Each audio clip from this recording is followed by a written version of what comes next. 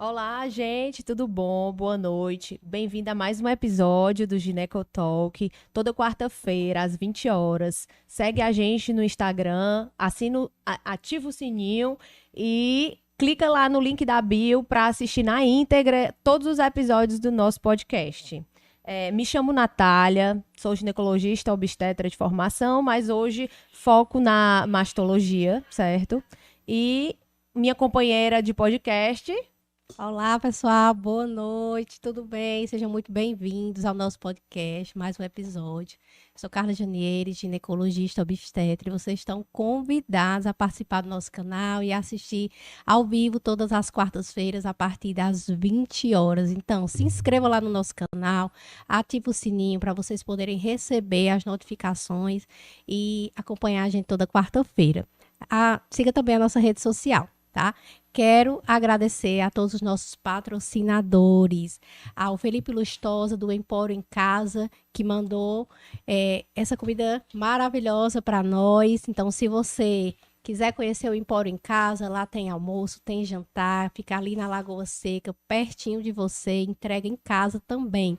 Quero agradecer ao salão da Daiane Martins e a Renata Gonçalves, por nos produzir, por tratar do nosso visual, o meio de Natália, lá no Salão das Meninas, é tudo com muita qualidade, com muito carinho, com muito amor, e eu quero agradecer de coração. Também a Água Cambará, que nos ofereceu as águas, tá? Tem também o álcool gel, deixa eu ver, Natália. Álcool gel que lançaram a partir da pandemia. E é isso, acompanhem a gente nesse nosso segundo episódio, que tá incrível. E muito obrigada, né, aos nossos patrocinadores por estarem com a gente nesse projeto, né? Exato. Agradecendo de coração, viu? E hoje a gente está aqui com a doutora Gabriela Reis, certo? Que ela é natural de Juazeiro do Norte, fez faculdade de medicina aqui também em Juazeiro, fez a primeira residência dela em diagnóstico por imagem no Hospital Heliópolis de São Paulo. Depois ela fez uma segunda especialização em radiologia geral no Albert Einstein. E como ela não tem poucas especializações, ela fez uma última especialização em radiologia abdominal com foco em pelve feminina. E ela hoje é diretora e idealizadora do Espaço Mulher na Clínica Clemia Reis. Boa noite, Gabi. Boa Boa noite, Gabi. noite. Seja muito bem-vinda. Obrigada, meninas. Boa noite a todos. E muito obrigada pelo convite, primeiramente. E gostaria também de parabenizar pela iniciativa. Acho que é uma super ideia, né, esse espaço para a gente estar discutindo esses assuntos muito pertinentes, né, a todas as mulheres e que com certeza vai agregar muito para a gente, para todos que estão assistindo. Quem quiser conhecer a doutora Gabriela, né, siga ela na rede social, siga também o Espaço Mulher da Clemia Reis. Gabriela, diz tua rede social para o pessoal te seguir, te conhecer. Pronto, meu arroba é @Gabriela _Arraes, Arraes com I. E tem o Instagram do Espaço Mulher também, Espaço Mulher Clemia Arraes. Fala um pouquinho pra gente, Gabi, dessa ideia que tu teve de quando chegou aqui depois da residência, né, de fazer o Espaço Mulher, que eu acho que isso foi pioneiro, né, aqui. E comenta um pouquinho por que também tu escolheu essa especialização. Então, é uma história até engraçada, assim, porque eu comecei minha residência em São Paulo no Hospital Heliópolis, né, que é um hospital do SUS, né, ele fica dentro da maior favela de São Paulo, né, que é Heliópolis. Então, lá a gente via de tudo, mas realmente, assim, não via endometriose, né, então isso era uma coisa que passava longe. Quando eu terminei, eu resolvi fazer uma fellow, né, no Einstein, que aí já era outra população, outro foco. E foi lá que eu comecei a ter o primeiro contato com as pacientes com endometriose e tudo. Só que, como Natália falou, lá eu fiz um ano de radiologia geral, que a gente chama, então você consegue passar por todas as áreas e 1 mês e meio, mais ou menos, em cada. E aí eu me interessei muito por essa parte de saúde da mulher, principalmente de pelve feminina. Só que eu não consegui ter aquele contato que eu queria, né? Satisfatório. E aí eu fiquei. Já era meu 4º ano em São Paulo, saudade de casa, né? Querendo voltar. Eu fiquei, será que eu fico mais um ano balançada? E aí surgiu um amigo, falou: ó, tem uma doutora Susan, minha chefe lá no Cura, que ela faz essa parte, ela lauda muita pelve e tal. Aí eu fiquei naquela dúvida, eu disse, mas vou lá, vou fazer a prova, a entrevista e seja o que Deus quiser. Aí fiz e fiquei, quando você faz, sem muita expectativa, porque já estava querendo voltar para casa, né? Mas aí quando eu lembro que eu estava até viajando, era fevereiro, né? Um pouco antes de terminar, que a gente termina em março, né? Então eu ia viajar, estava chegando no aeroporto e aí me ligaram de lá dizendo que eu tinha passado, tinha sido aceita e tudo. Aí eu fiquei, agora eu vou fazer, vou ficar mais um ano aqui, né? E aí foi isso. Aí nesse ano que eu passei lá, o último ano, a gente realmente assim, era pelve feminina todo dia, uma atrás da outra. Então, eu tive bastante contato com endometriose. E assim, principalmente ressonância. Lá era muita ressonância, a gente laudava. Então, comecei a conhecer mais esse mundo, né? Essas mulheres, essas histórias. E realmente me apaixonei por isso. E aí, quando eu voltei, eu senti essa necessidade. Porque, assim, como a gente vai conversar mais um pouquinho mais para frente, né? São exames que requerem um preparo prévio. A mulher, ela já vai muito sensibilizada para fazer esse tipo de exame. Então, requer um espaço especial, né? E eu sentia muito essa falta. Tipo, ela ia fazer o exame de pelve no mesmo ambiente que estava um homem que ia fazer um exame de próstata. Então, eu achava assim, não, precisa de uma coisa com mais exclusividade, privacidade, que ela se sinta à vontade e acolhida, né? Porque eu acho que é muito isso. Importante. E aí foi que veio essa ideia do Espaço Mulher. E acho que foi uma ideia muito feliz, assim, eu vejo um Com feedback muito certeza. Eu positivo. conheci o Espaço Mulher e eu achei assim muito acolhedor. E é Sim, exatamente como tu falou. Aqui, nós que fazemos muita ginecologia, temos essa experiência mais de perto, né? De ver sim, as mulheres muitas vezes sem diagnóstico, ou sem o diagnóstico adequado, demorando muito para o diagnóstico, buscando em lugares que às vezes não são tão adequados, ou com exames que não são tão adequados para esse diagnóstico, e isso. retardando ainda mais esse processo que ela percorre, né? E tem uma pessoa que é especialista em pelve, que consegue ver essa pelve de uma forma diferente, é uma situação muito mais agradável para a gente, nós ginecologistas, mandarmos Sim. essas pacientes e sabermos que ela vai conseguir ter um diagnóstico adequado. É Uhum. como nós discutimos no outro episódio, não adianta a gente mandar para alguém que não sabe o que está procurando. Então, E a eu gente acho que, assim, um ponto que aí é muito importante é essa relação, entendeu? Acho que isso a gente tem que enfatizar sempre, a relação do ginecologista com o radiologista, porque a gente não consegue andar sozinho. sozinho, entendeu? Então, as informações que chegam através de vocês, daquela paciente, de cada caso, eles fazem total diferença no nosso laudo, Com entendeu? certeza. Então, eu acho que às vezes nem o paciente ou muitos ginecologistas não têm noção de como isso faz diferença para a gente. Então, por isso que é importante mandar a historinha e o paciente, quando chega na clínica, responder a anamnese, falar tudo que está sentindo, né? Quais são as queixas, data de menstruação, paridade, tudo. E tudo isso vai realmente fazer diferença no resultado final do exame. Isso é um grande diferencial da clínica, né? Ter essa anamnese que antecede o exame, para vocês já Isso, terem também aquele olhar direcionado, né? isso, Diferente de muitos outros locais que a gente sabe que não tem Não essa acontece nesse percepção, acolhimento. né? é. E E vamos. posso falar? Ei, Gabi, deixa eu te perguntar uma coisa. Como para vocês lá na clínica receber essas pacientes com endometriose, né? Como é esse acolhimento, né? Dar essa notícia, falar para a paciente que realmente ela tem endometriose. O que é que tu tem percebido? Hoje a gente vê muito no consultório que elas chegam com exames simples, como por exemplo um ultrassom transvaginal, que faz parte da rotina ginecológica, e tem todas as queixas de endometriose e diz, não, eu não vi nada no meu exame, então eu não tenho Uhum, endometriose. E a gente sim. insiste, a paciente vai para a investigação. Então, como é esse momento com as pacientes na hora do exame, na hora do diagnóstico mesmo?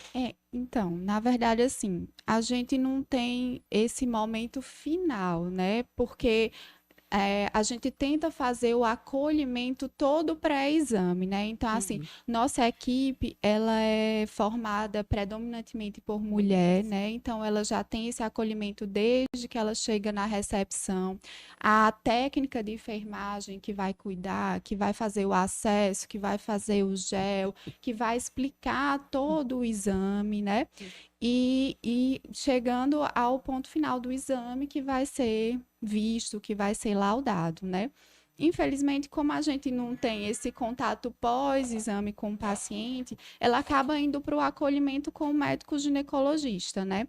Mas, assim, eu entendo bem o que você falou, porque eu acho que é até bem importante a gente falar isso aqui, porque de certa forma, eu vejo que gera uma angústia em algumas pacientes, porque a gente sabe que nem sempre a paciente com diagnóstico de endometriose, ela vai ter uma manifestação nos exames de imagem, né? Essa é a verdade, que infelizmente existe essa dissociação e que às vezes, ao contrário, a gente vê muitos achados de imagem em pacientes assintomáticas, né? Então, às vezes isso assusta, causa um certo desconforto nas pacientes. Então, algumas me procuram depois, né? Ou para dizer assim, mas eu tenho diagnóstico clínico, né? Eu tenho os sintomas e você não viu nada no meu exame. Então, assim, infelizmente existem esses casos. Sim. E para a paciente é difícil aceitar, né? E aí, então, eu tento fazer esse acolhimento das pacientes que me procuram, mas isso tem que ser também conjuntamente com o médico ginecologista, né? Que tem que passar esse entendimento para a paciente, né? Que nem sempre vai ser tudo casadinho, que infelizmente tem essa dissociação, né? E o outro lado também, né? Às vezes a paciente, mas eu não sinto nada. E apareci com esse monte de foco, né?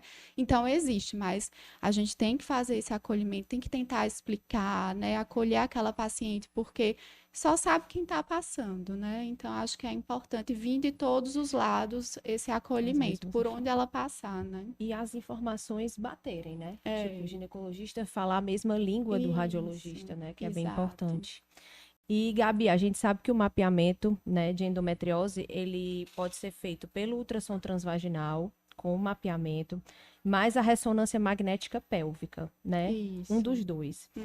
Ou os dois, né? E aí eu queria que tu falasse um pouco os principais exames são esses, das indicações de cada um, né? Certo.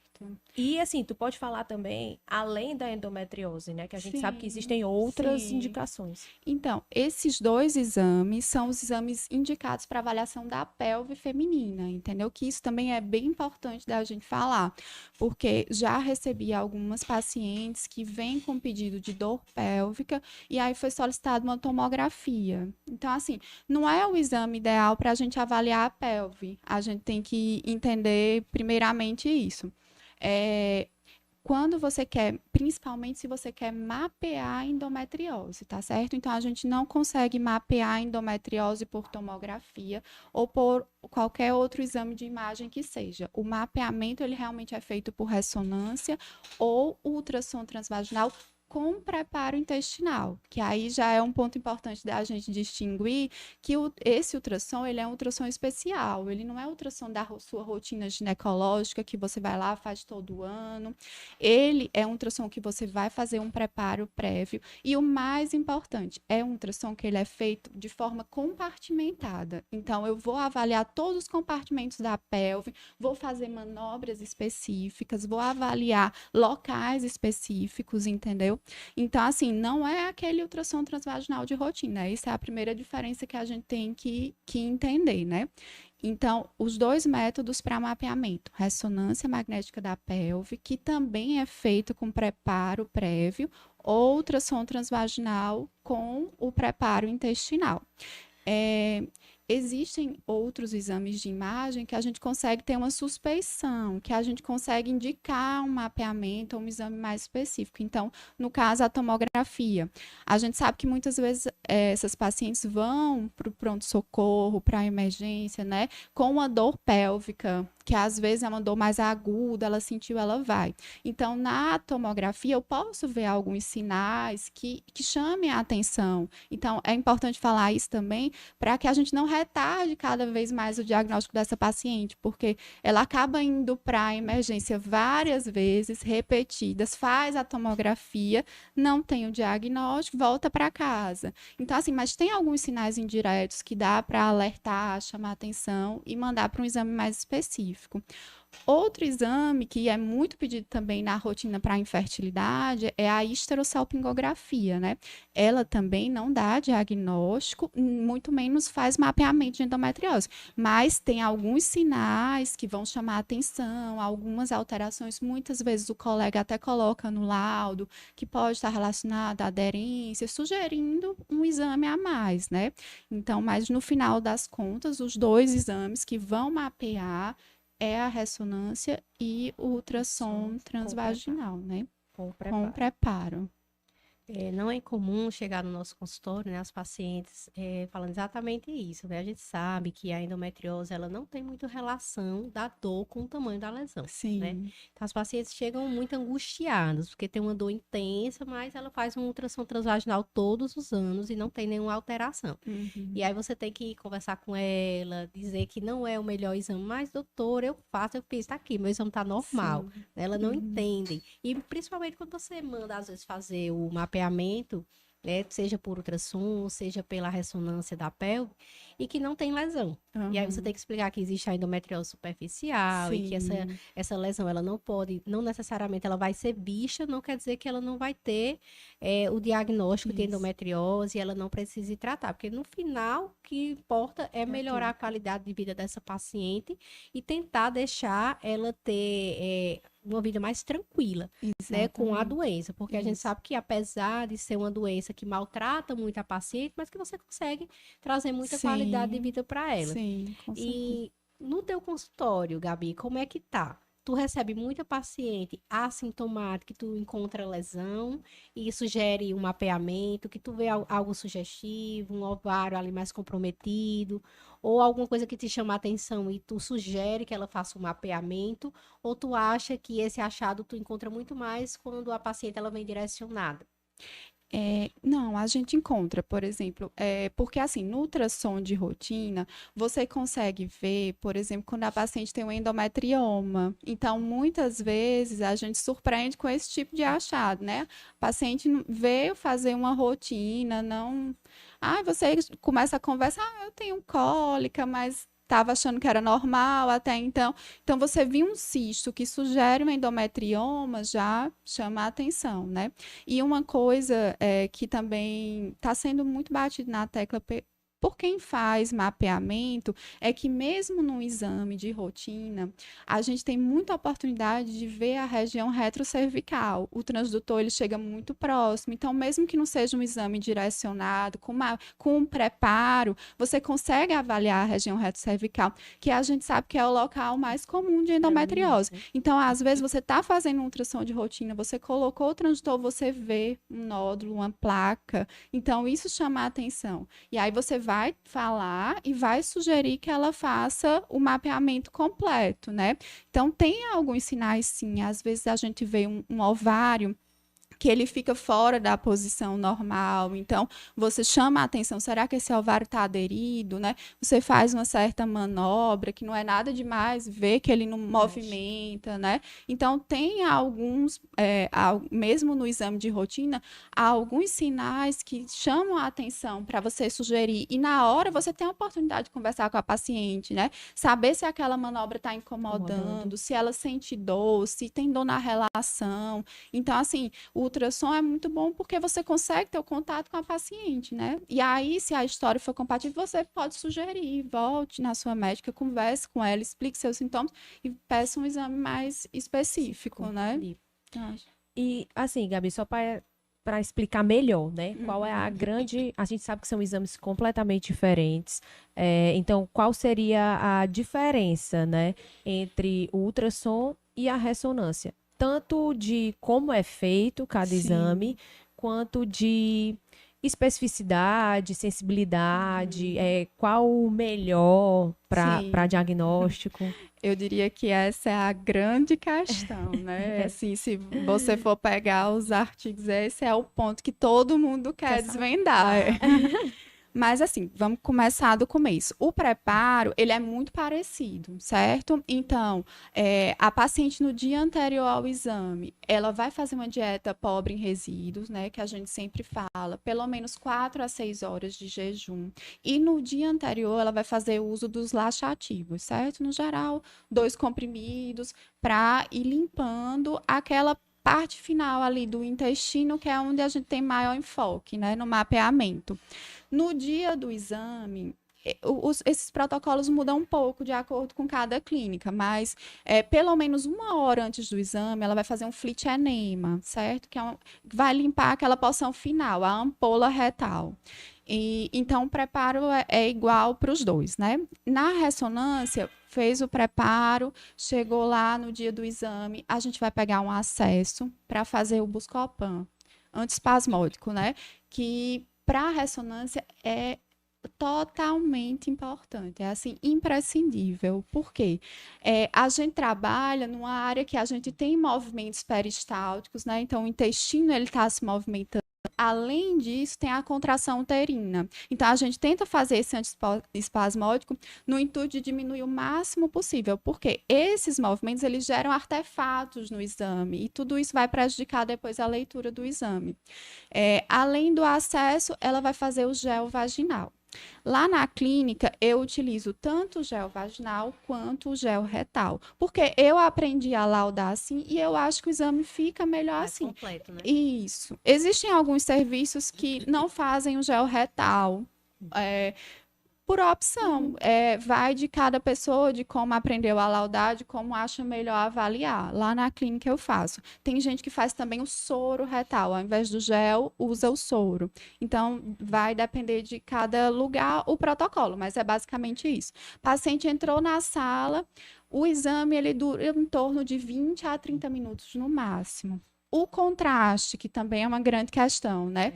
O contraste é assim, a gente tem que entender que ele não é necessário para mapear a endometriose. Então, ele não precisa do contraste para ver os focos de endometriose. Mas, no geral, a gente faz. Por quê? Quando a gente avalia a pelve, no geral, a gente não está avaliando só os focos de endometriose. Então, a gente se depara com um mioma, com um cisto ovariano. A gente quer ver se ali tem um septo, se tem um componente sólido naquele cisto. Então, para o exame ficar mais completo, o contraste, no geral, ele é feito, mas assim, só para o mapeamento ele não é necessário, tá certo? Então, a paciente deitou, ela vai entrar naquela máquina que para alguns é assustador, né? Para fazer a pelve, você entra com as pernas, né? Então, você fica com a cabeça para fora, é um pouco mais tranquilo, né? E vai ficar paradinha, não vai precisar fazer mais nada, e o exame vai durar entre uns 20 e 30 minutos, tá certo? Ultrassom, paciente chegou, já com preparo feito, entrou na sala, o que é que vai fazer uso? Do gel vaginal. Do mesmo jeito, é uma seringuinha, né, que a gente vai injetando. Aí também vai depender do protocolo de cada clínica. Tem uns que fazem no começo, logo do exame, outros fazem mais para o final. No ultrassom, a gente precisa fazer manobras. Então, eu acredito que acaba sendo um pouco mais incômodo para as pacientes. É um exame que também vai durar em torno de 30 a 40 minutos, dependendo de quem esteja fazendo. E a gente está sempre fazendo manobras. A gente segue todo o intestino, então a gente vai tentando desenrolar com o transdutor até chegar ao final, faz manobra para ver retrocervical, as regiões paracervicais. Então, a gente vai procurar tudo. Então, a gente vai estar mexendo com a paciente, querendo ou não, esse tempinho, né? Então, é basicamente isso, né? No ultrassom, ainda, para o protocolo ser realmente completo, a gente avalia a fossa ilíaca direita e também na região abdominal, essa parte diafragmática, atrás de focos também no diafragma, né? Na ressonância, infelizmente, a gente precisa da solicitação do colega, né? Se for uma ressonância de abdômen total, para a gente avaliar focos extrapélvicos também, né? Certo. Tu tem alguma orientação, Gabriela? Se, posso pedir só a ressonância da pelve ou não? seria necessário sempre complementar? O que é que tu acha? Em relação ao ultrassom, sim, e eu ia até falar em relação a isso, porque assim, existe essa grande, às vezes até uma briga, né? Qual o método melhor, qual... Na minha opinião, eles são totalmente complementares. E existem já alguns serviços que já propuseram que pedisse realmente os dois juntos, porque a gente sabe que existem trabalhos que há alguns sítios, quando você faz os dois juntos, eles chegam a ter uma acurácia de 100%. Então, assim, o ideal era se a gente pudesse fazer de todas as pacientes os dois métodos juntos, né? Aí existem alguns pontos a favor e contra, né, um e outro. Então, assim, o ultrassom, como a gente sabe, é um exame de mais baixo custo, né, mais disponível do que a ressonância, né, e, no entanto, ele tem uma curva de aprendizado maior do que a ressonância. Nós precisamos de um treinamento bem maior, então a gente precisa que seja uma pessoa mais experiente, né, para conseguir mapear satisfatoriamente. A ressonância ela já tem uma curva de aprendizado menor, já é mais fácil você conseguir mapear. Algumas lesões, por exemplo, como endometriomas, muito pequenos, menores que 1 centímetro, a gente vê muito facilmente na ressonância. No ultrassom, a gente já tem uma certa limitação para esses endometriomas muito pequenos. Na ressonância, a gente consegue também fazer uma distinção entre as lesões ovarianas muito facilmente. Então, um teratoma, para distinguir de um endometrioma, na ressonância é muito fácil, porque eu vou conseguir ver esse componente gorduroso ou componente hemático facilmente, né? Então, tem algumas vantagens. Em relação ao intestino, né? A gente sabe que no ultrassom a gente consegue ver as camadas do intestino muito bonitas, a gente consegue ver lesões muito pequenas. Então, para lesões intestinais muito pequenas, às vezes o ultrassom também vai ser superior à ressonância. Até faço, assim, às vezes chega paciente que eu vejo tem uma lesãozinha ali encostando no intestino, mas na ressonância você fica, será que pegou? Será que está realmente infiltrando a parede? Aí eu chamo a paciente, boto no ultrassom, a gente faz a manobra, então a gente consegue distinguir. Por isso que eu acho que eles acabam muitas vezes sendo complementares.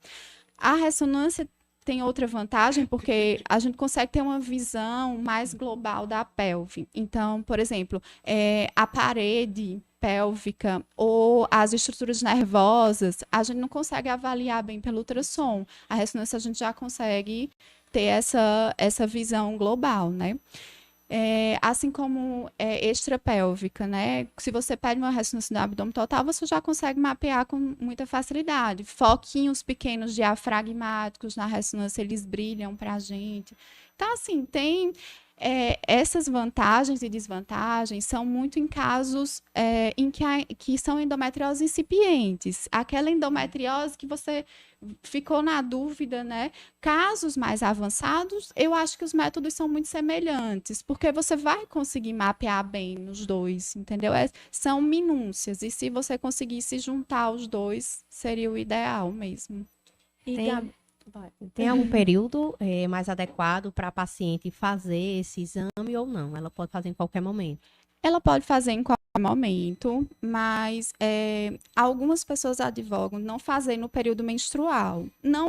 Nem tanto pelos focos de endometriose, mas, por exemplo, para você avaliar a adenomiose, a zona juncional, às vezes, ela pode estar mais espessada nesse período, mais irregular, e acaba dando um diagnóstico de adenomiose que realmente a paciente não tem. Então, se você não tem um radiologista tão experiente que vai conseguir distinguir essa diferença fisiológica de uma da adenomiose, melhor que não faça no período menstrual. E até pelo próprio conforto da paciente também, né? Mas seria mais isso mesmo, assim, de período. E, Gabi, nas pacientes virgens, né, que nunca tiveram relação sexual. Aí a gente vai sempre optar pela ressonância, porque ultrassom pélvico, né, que a gente faz por cima, a gente não consegue mapear. O gel vai ser colocado. Aí a gente pode fazer o gel retal, mas certo. a gente sempre pergunta, e é sempre com autorização dos pais, da paciente. Se eles não querem, a gente não faz nenhum gel, mas certo. A gente pode fazer o gel retal nessas pacientes, sim. E quais, assim, os principais achados ultrassonográficos e de ressonância que você vê assim, mais comumente nos exames? Certo. Então, como eu tinha falado, a gente sempre vai mapear por compartimento, né? Então, a gente vai procurar nos locais em que os focos de endometriose são mais comuns, né?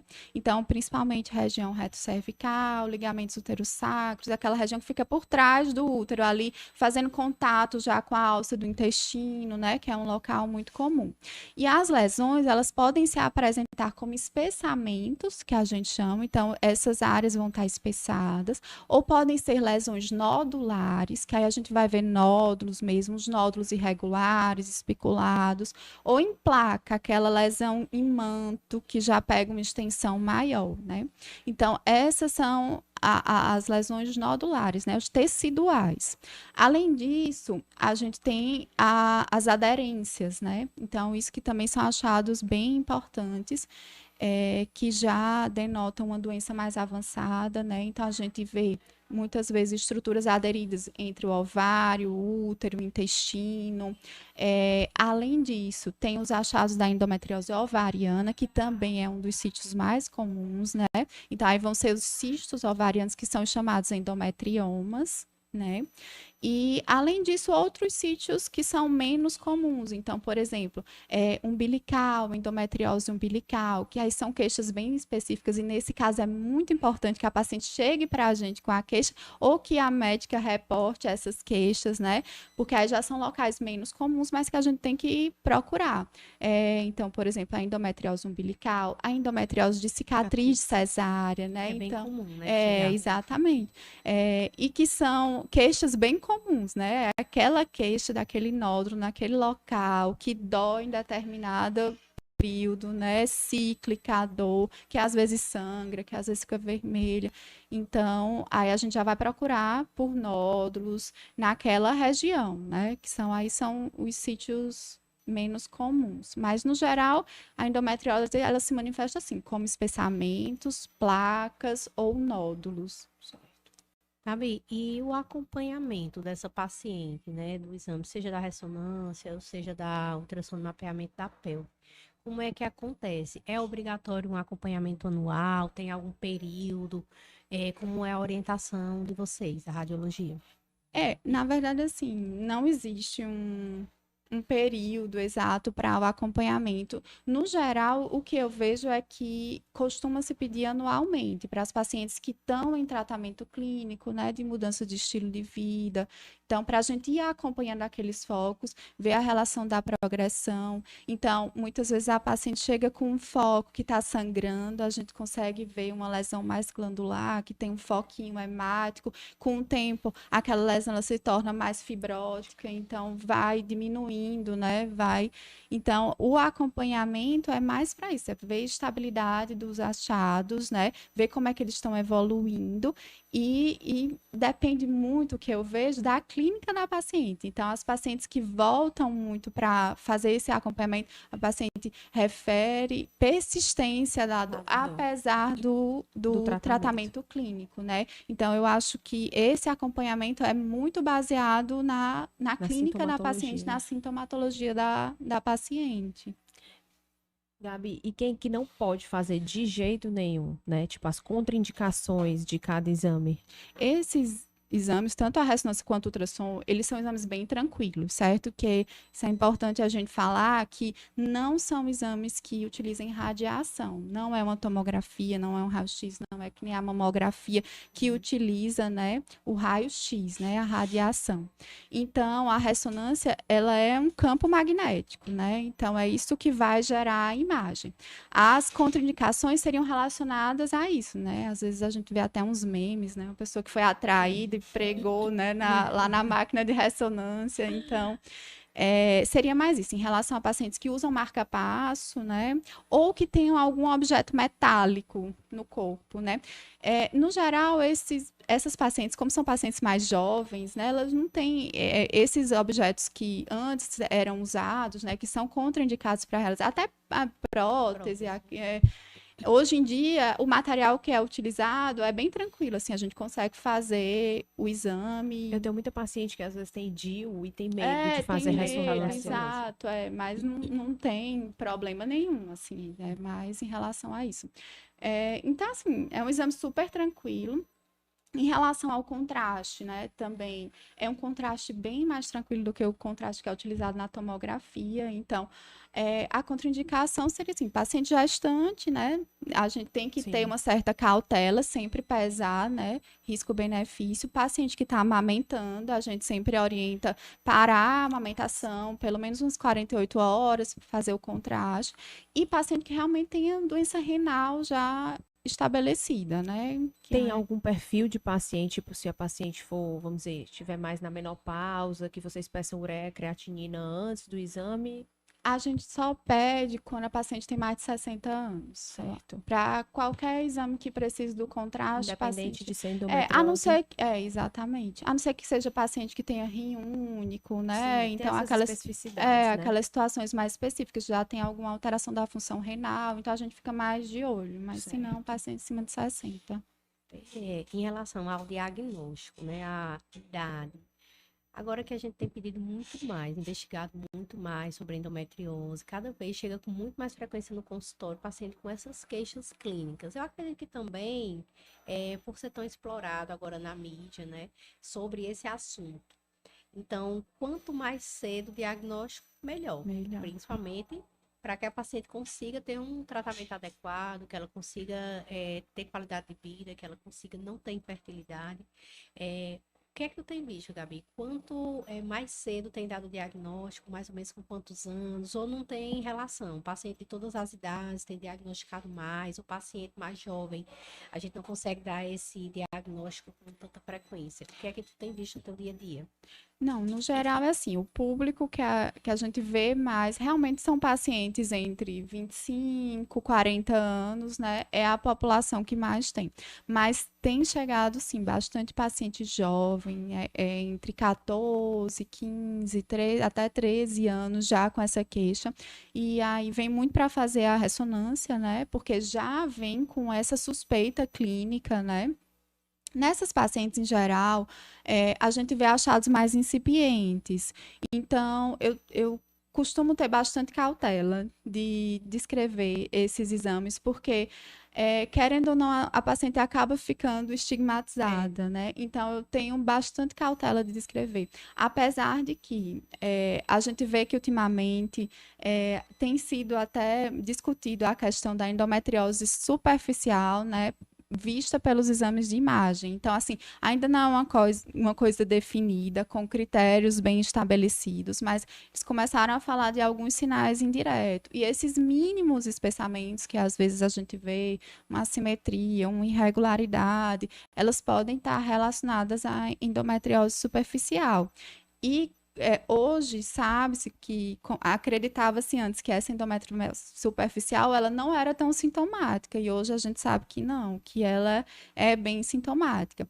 Então a gente sempre pesa, né, ali entre descrever um achado mínimo, um achado incipiente, que eu tento sempre colocar para correlacionar clinicamente, para fazer uma avaliação global daquela paciente, ver se aquele achado realmente vai ter relevância no quadro clínico daquela paciente, né? Mas não deixar passar, né? Porque às vezes a gente acha, é tão mínimo, é uma coisa tão incipiente, vou deixar, né? Mas nessas pacientes eu tenho tido bastante cautela, porque a gente sabe que fica, né? Estigmatizada desde cedo, aí eu tenho endometriose, aí começam a vir as limitações, né? Da própria cabeça da família, de quem não está muito familiarizado com o assunto, né? Mas é isso, assim, no geral, as pacientes que eu tenho pego nessa faixa etária, da adolescente, os achados em geral são incipientes, os casos não são já tão avançados. Mas ainda bem que a gente tá vendo que elas que está surgindo alerta, né? aquela luz, né? Aquele alerta Para cedo para buscar. que não venham casos mais avançados na frente, né? Eu tenho uma paciente que a mãe teve endometriose severa, precisou de cirurgia, tratou, agora entrou em menopausa, mas aí quando a filha começou a ter esses sintomas, ela já se apavorou, porque ela Sim. sofreu muito, até o diagnóstico, né, que Uhum. também foi bem tardio. Sim. E ela fez a ressonância, a paciente que ainda era virgem, né? Muito jovem, só com 16 anos, fez a ressonância e realmente não viu nenhum foco. Uhum. Mas pelas queixas da paciente, né? Pelos sintomas realmente muito Isso. agressivos que a paciente já apresentava, apesar de não encontrar nenhum foco, a gente decidiu tratar. Né? A paciente Uhum. optou pelo tratamento, por mais conforto, mais qualidade de vida, porque tinha muitas faltas no No colégio, colégio, né? sim. Muitas mesmo, de chegar a precisar ir na urgência. Tá? Uhum. E aí a gente sabe que existe toda essa relação, né? Primeiro porque está começando os ciclos menstruais há pouco tempo, aquela paciente pode ainda Exato. não ter uma lesão grande ou uma Uhum. lesão que consiga ser vista nos Seja vista. exames, né? E a gente Exato. sabe também que não existe essa relação do tamanho da É. lesão com o tamanho da dor da paciente. Então Isso. eu concordo com os pais que sempre é melhor tratar e devolver essa adolescente, né, para a vida dela normal, para ela estar no meio do que simplesmente abster, né? Com Tirar ela daquele certeza. meio porque não encontrou lesão, mas que também não tem uma explicação para Isso. esse momento que ela Isso. vive, né? E nada vai ser maior do que a clínica da paciente, né? Eu sempre falo isso. É, Você tem que escutar aquela paciente. Não tem jeito. Não veio muitas nada no vezes exame, mas a paciente tá ali escrita para você, dizendo né? tudo que Dizendo tem. tudo, lendo o livro. É. Então, não tem o que fazer, realmente. E Gabi, radiologicamente falando, qual assim, a grande diferença da endometriose para a adenomiose? Pronto, ótimo. A adenomiose, ela é aquela alteração que a gente vai ver no útero, certo? Então, é um útero aumentar de volume, um útero globoso, que aquelas células endometriais, né, que Marília já falou bem semana passada, então vou falar mais dos achados radiológicos, né? Mas que a gente vai ver a zona juncional, né, que é aquela zona que fica entre a parede do útero, que é o miométrio, o mesmo músculo, e a cavidade, uma zona juncional espessada. Então, às vezes a gente encontra cistos nessas zonas, que é um achado bem indicativo de adenomiose, né?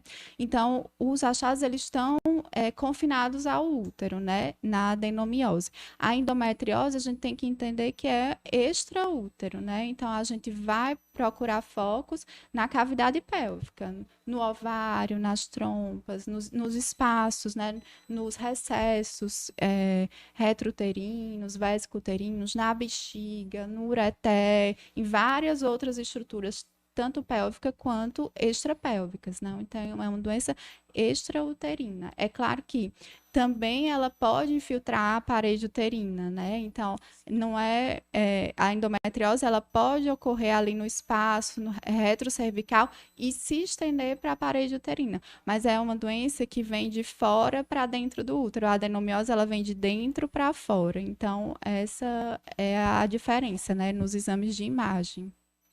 Certo, é isso aí. E aí, É Carlinha? muita coisa, né? Muita coisa, né? São dois exames, mas muita coisa para falar, né? Muita coisa. A endometriose ainda chama muito atenção para muita coisa nova, né? Que está aparecendo e a gente vai estudando, vai Sim. diagnosticando.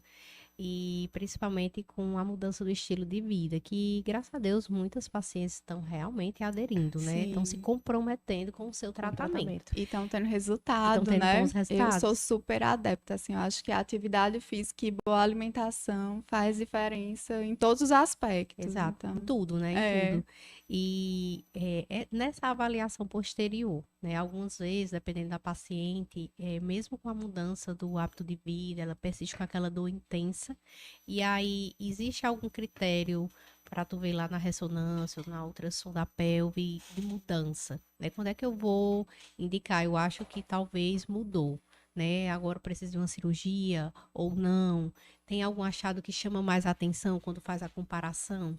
Para eu dizer, olha, eu acho que agora essa paciente realmente ela precisa ir para a cirurgia. Claro, apesar da É. dor. A gente sabe sim, que sim. o foco, né, o achado da dor mais intensa, que não melhora com a medicação, que não melhora com o tratamento clínico, também é um critério Sempre vai ser o para a principal cirurgia, critério, né? Sempre né? é. Mas existe algum critério radiológico que chame mais atenção para a indicação do procedimento? Eu acho que assim, a progressão da doença a gente vai sempre ver pelo tamanho dos focos, né? Então, assim, é muito importante que quando você está fazendo mapeamento, você faça a medida de todos os focos. Então, você encontrou um nódulo, você mede. Você encontrou uma placa, você mede. É uma lesão do intestino, você mede, de preferência, nas 3 medidas, certo? Nos 3 eixos. Por quê? Porque é justamente isso. É no acompanhamento que a gente vai ver que aquela lesão evoluiu ou não. Ou seja, ela aumentou de tamanho. Além disso, essas lesões teciduais, quando elas aumentam muito de tamanho, elas tendem a causar mais processo aderencial, né?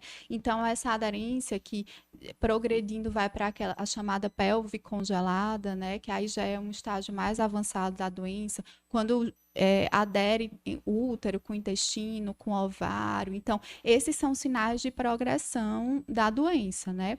Então, às vezes, chega a envolver tuba uterina, a paciente chega com hidrossalpinge, um hematosalpinge, né? A hematosalpinge também já é um indicativo de acometimento por endometriose, né? Então, eu acho que são esses os achados que vão falar a favor de uma progressão de doença. Por isso que é sempre importante que você tenha um exame base com medidas bem feitas, né? Bem identificado e detalhado, para que você consiga fazer essa avaliação posterior, né?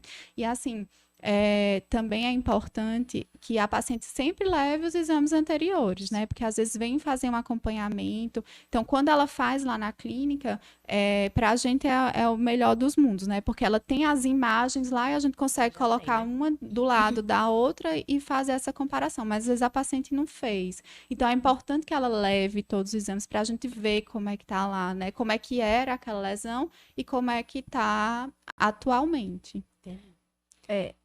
Posso começar a fazer algumas perguntas do chat aqui? Posso? Pronto. A primeira é a seguinte. Se existe a possibilidade de não fazer o preparo intestinal nesses exames. Assim, eu acho que isso é uma questão bem importante, que já seja conversado desde o ginecologista para a paciente entender a importância do preparo intestinal. Então, assim, a gente faz, não é para maltratar a paciente, é porque realmente vai fazer diferença no mapeamento, entendeu? Se a paciente chega com o intestino sujo, cheio de resíduo, a gente não consegue mapear bem, entendeu? Às vezes uma lesão, ela fica na mesma intensidade sinal daquele resíduo. E aí você fica. Além disso, um intestino sujo, cheio, ele vai aumentar essa peristalse, né? Vai aumentar os artefatos. Então, o exame, ele acaba sendo prejudicado. A gente acaba ficando com uma limitação dessa avaliação, né? Então, assim, já é um exame que você se preparou tanto, você vai passar por aquilo, então é melhor que seja feito da melhor forma possível, para que não tenha erro, a gente não tenha limitação, a gente consiga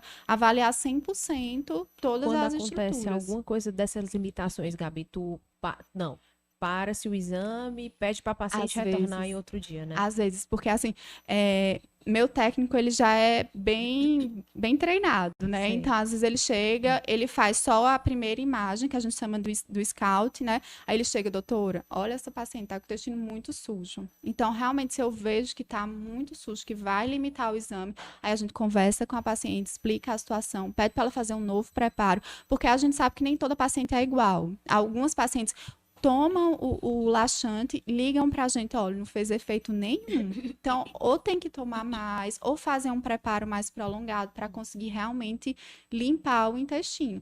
Porque a gente tenta fazer de tudo para o exame sair o melhor possível no final, para que a gente não precisa estar lá no laudo e escrever exame limitado por um preparo, não foi possível avaliar bem tal região, por determinado. Não é bom você sair com um exame 100%. Sem limitação, né? Sem limitação. É um exame mais adequado. Exato. Então, fazer o preparo é importante. É importantíssimo. Não é à toa que ele é... E um apelo às colegas ginecologistas que já conversem com a paciente, já chegar lá. Já vá preparando. Já vá preparando. Que vai acontecer, né? Exatamente. E outra pergunta que surgiu aqui foi a pacientes que têm a fobia de entrar na máquina. Tipo, o que é que poderia ser feito para ela conseguir fazer esse exame?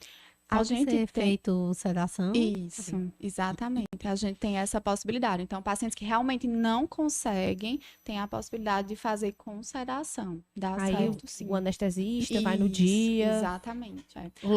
Lá na clínica a gente tem um anestesista que vai toda semana. Então tem um dia específico que é só feito com sedação. Então já é marcado todos os exames com sedação. Criança, idoso, pacientes com fobia, já são marcados todos naquele dia. Depois que termina o exame, Gabi, aí ele fica, tipo, no espaço, Isso, tipo, pra ficar mais acordado, mais, né? E tem depois uma é que é salinha. liberado. Isso, exatamente. Entendi.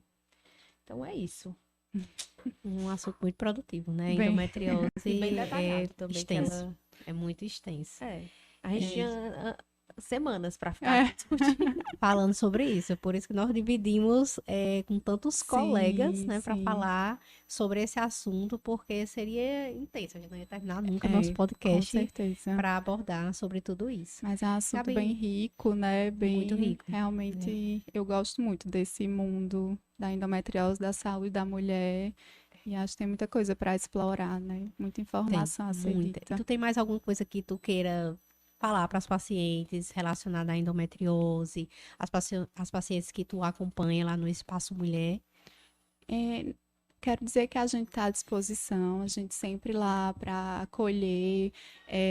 No dia a dia, a gente acaba, muitas vezes, pacientes, principalmente da ressonância, a gente acaba não tendo muito contato, mas que estamos sempre à disposição.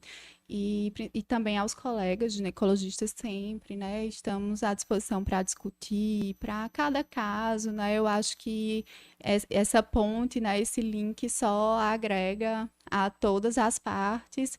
E eu acho que é isso. Eu acho que a gente tem que ir sempre junto, trilhando. Eu acho que quando junta a clínica com a imagem, a gente consegue sempre dar o melhor resultado para as pacientes. E E é isso. é isso.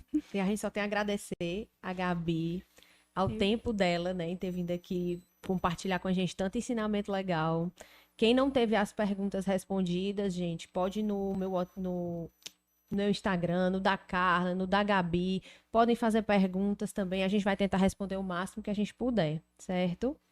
Gabi, eu quero te agradecer, né, de trazer uma pessoa que fala tão tranquila para nossas pacientes, né? Essa é realmente a nossa intenção, de trazer uma informação de qualidade e que consiga chegar às pacientes de uma forma muito fácil, para que elas também entendam e muitas vezes elas já têm esses sintomas, nunca foi diagnosticado e elas acabam se vendo, né, e se conhecendo um pouquinho mais e buscando o atendimento através das nossas informações, né? E que bom que você é especialista em pelve, que você vai conseguir ajudar muito mais as mulheres aqui da nossa região, né? E com esse espaço maravilhoso que traz muito mais conforto, né? Muito mais conforto, muito mais qualidade nos exames e que a gente consegue diagnosticar com muito mais rapidez e tratar, que essa é a finalidade, né? Trazer muito mais qualidade de vida para as pacientes, para que elas voltem para a rotina delas, né? E consigam seguir suas vidas, apesar da endometriose, né? Isso.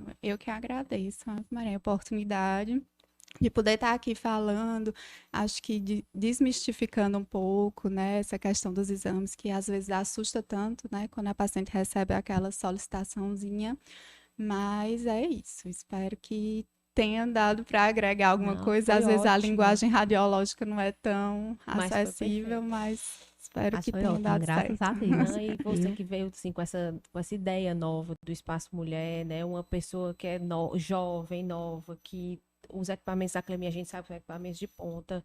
Então, Ave Maria, é só mesmo como você falou, a gente continuar caminhando junto e todo mundo só tem a ganhar. Com Exato. certeza. Quero agradecer a todos os nossos patrocinadores, ao Empório Felipe Lustosa, né, que está sempre com a gente aqui no nosso podcast, a Daiane Martins e a Renata Gonçalves. Quero agradecer também a Água Cambará. Todas as quartas-feiras nós vamos estar ao vivo às 20 horas, tá? No nosso canal do YouTube. Então, todo mundo se inscreva lá no nosso canal. Sigam nossas redes sociais, @ginecotalk, doutora Carla Janieri, doutora Natália e doutora Gabriela Arraes. Boa E noite. Obrigada, gente, pela companhia de vocês, certo? E até a próxima quarta-feira. Até quarta, se Deus quiser.